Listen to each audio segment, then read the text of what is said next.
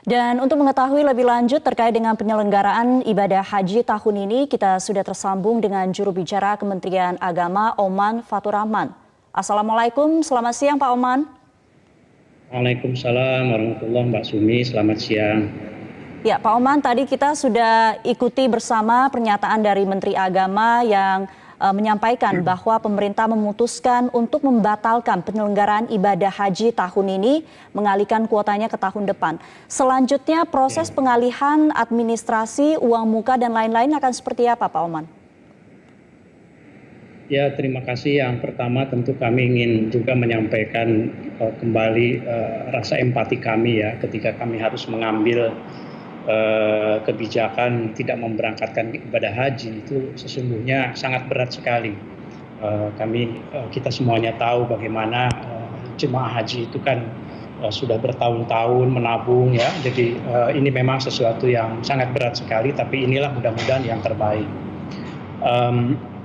Mengenai yang selanjutnya, seperti yang disampaikan oleh Bapak Menteri juga, sesungguhnya hal-hal yang teknis turunan atau konsekuensi dari kebijakan ini sudah kita siapkan secara teknis, termasuk untuk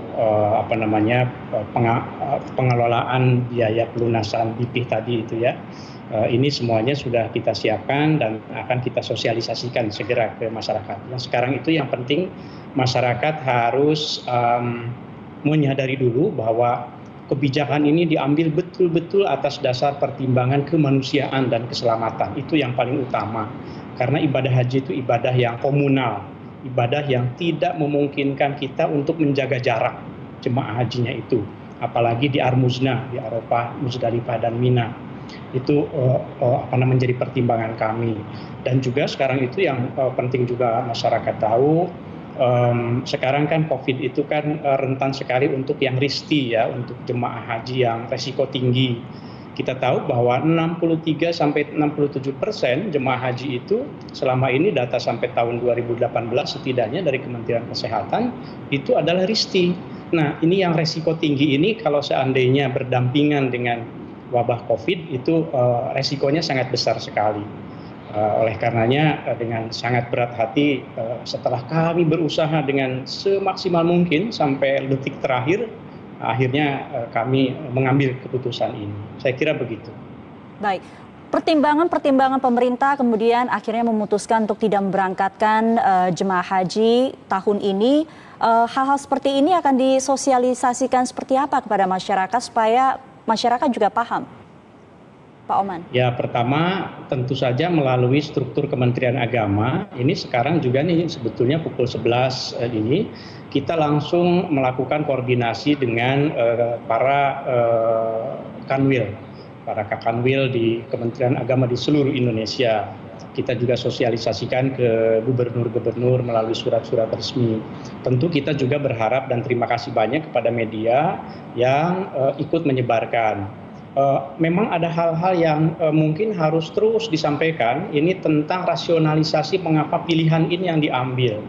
Secara sekilas Bapak Menteri Agama sudah menjelaskan bahwa tanggal 26 Juni itu kan menjadi patokan kita ya, dalam rencana perjalanan haji itu 26 Juni itu pemberangkatan pertama.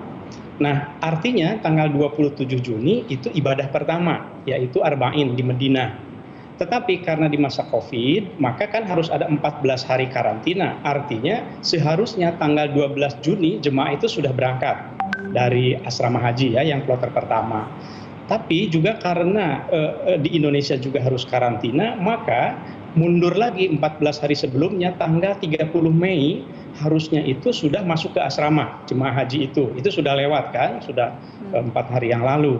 Nah padahal untuk masuk asrama itu jemaah haji harus punya slot time, jadwal penerbangan, harus sudah ada jaminan layanan, kontrak akomodasi di sana sudah pasti.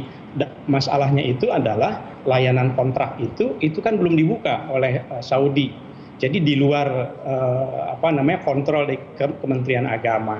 Nah itu pertimbangan teknis selain dari pertimbangan kemanusiaan ya. Jadi kita sampaikan melalui jalur struktural hierarki Kementerian Agama. Satker Kementerian Agama ini ada 4.590-an di seluruh Indonesia. Kita berharap juga melalui media ini kita sampaikan. Baik, Pak Oman. Jadi pertimbangannya selain mengedepankan keselamatan, kesehatan para calon jemaah haji Indonesia, secara waktu juga belum memungkinkan. Dari Betul, pemerintah betul. Arab Saudi sejauh ini sudah ada kabar, Pak Oman? Ya, sampai hari kemarin dan juga hari ini ya. Kalau secara resmi kemarin kita kan tanggal 14 Mei Kementerian Agama melalui Dirjen PHU itu mengirimkan surat secara resmi ke otoritas Saudi melalui Kementerian Luar Negeri kita. Langsung disampaikan tanggal 15 Mei-nya. Nah, kita sudah mendapat jawaban itu tanggal 1 kemarin, 1 Juni, bahwa memang belum ada kabar apa-apa. Pak Dubes, Indonesia untuk Saudi juga sudah melakukan komunikasi langsung dengan Menteri Kementerian Haji dan Umroh, tapi memang belum ada kepastian begitu ya.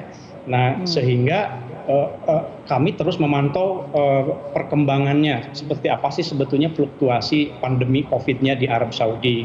Memang penambahannya masih terus gitu sampai sekarang, sehingga kami yakin bahwa otoritas Saudi dalam hal ini Kerajaan Saudi Arabia tentu mengutamakan juga keselamatan warganya, karena sekali lagi ibadah haji adalah ibadah yang sangat komunal, masif. Bayangkan 5 hari di puncak haji di Ar-Muznah itu lebih dari 3 juta orang berkumpul pada saat yang sama, pada waktu yang sama. Di Mina itu mungkin kalau rasionya itu satu orang itu berbanding dengan 0,8 meter persegi, sementara di Arafah mungkin 1 berbanding 1. Nah, jadi itu pertimbangan semuanya itu tidak memungkinkan. Mungkin ada pertanyaan kenapa tidak dikurangi kuotanya misalnya. Nah, ini sekali lagi kembali ke tadi itu, pengurusan segala sesuatunya itu tergantung pada kontrak layanannya sudah dibuka atau belum per 30 Mei kemarin. Nah, sampai sekarang memang belum dibuka gitu. Sebetulnya Indonesia ya kalau mau dibilang agak terlambat, sebetulnya tergantung bandingannya kemana gitu ya. Karena ini juga sudah kita mengusahakan untuk semaksimal mungkin menyelenggarakan ibadah haji. Baik, setelah ini mungkin akan banyak pertanyaan juga dari calon jemaah haji yang harusnya berangkat tahun ini tidak jadi, kemudian harus dialihkan ke tahun depan jika tidak bisa berangkat tahun depan mereka dengan segala faktor. Mekanismenya akan seperti apa, Pak Oman? Pertama, jemaah haji tahun 2020 ini menjadi jemaah haji tahun 2021. Tentu saja sesuai dengan porsinya, nomor porsinya dan seterusnya.